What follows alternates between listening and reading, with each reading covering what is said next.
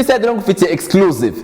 Muramuzi umuhanzi bita Daddy Casanova, n'umuhanzi wabice bigacika mu minsi mu myaka yashize akiri hano mu Rwanda. D'abord yabaye n'umunyamakuru kuri Contact FM, yakoraga ikiganiro bitaga Route 66 muri za 2004-2005 gutyo. Akaba rero ari mu bahanzi b'abanyarwanda babakora umuziki wabo baba hanze, ubu ngubu akaba aba mu gihugu cya Canada. Abantu rero benshi bari barambwiye bati Double 5 zatushakira amakuru ya Daddy Casanova bite kasa ibintu nk'ibyo. Noneho rero tubasha kugirana ikiganiro. Iyi ngiyi ni interview Daddy Casanova yakoze ku bakunzi ba B-side, abakunzi be n'abakunzi b'umuziki nyarwanda muri rusange n'abakunzi ba TV1. Remember, turacyari kumwe na Tigo, sponsor officiel wa B-side kuri TV1. Wibuka kandi ukanda like kuri Facebook page yacu, facebook.com/ziggy_5. Check it one time, it's going down for real. Mwiriwe abakunzi b'ikiganiro cya Ziggy Double 5. Ni Daddy Casanova uko abenshi banzi mu Rwanda. Naganye na Ziggy Double 5 mu gihe gishize, ambwira ko nta makuru yanjye muheruka.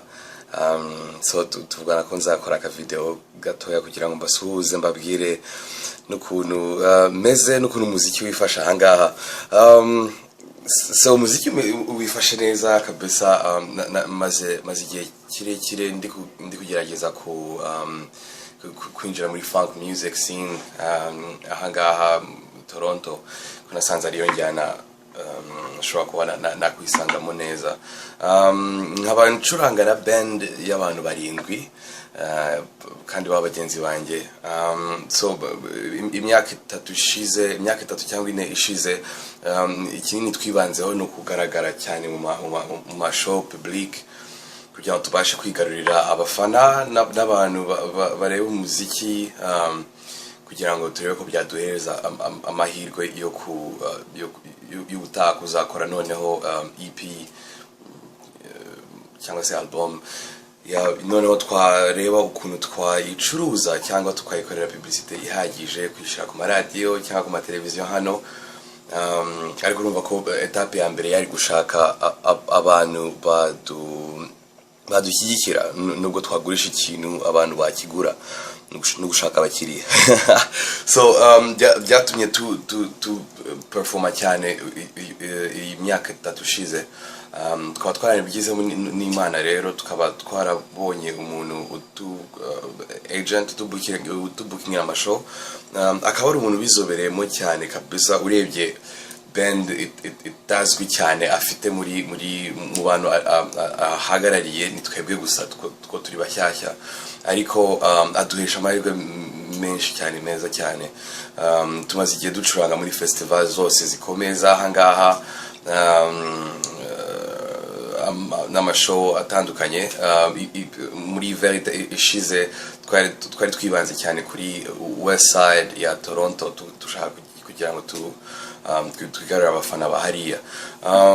Iyi summer yose urebye twari mostly kuri east side ya Toronto, ahantu bita beaches area, tugira ngo abantu bahariya nabo bamenye imiziki yacu dukora, tureko nabo twabigaruririza nk'abafana cyangwa abakiriya. So byagenze neza cyane kabisa. Tumaze kubona abantu benshi badukurikira cyane, bakurikira ibintu byose dukora. Ahantu hose tugiye ugasanga abo bantu barahari, abantu bari fidel kabisa, bakunze umuziki wacu cyane kabisa.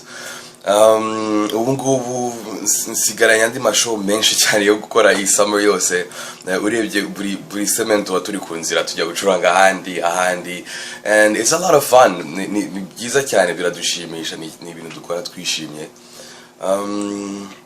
Amashow nsigaje gukora, dufite festival ya Cabbage Town Festival.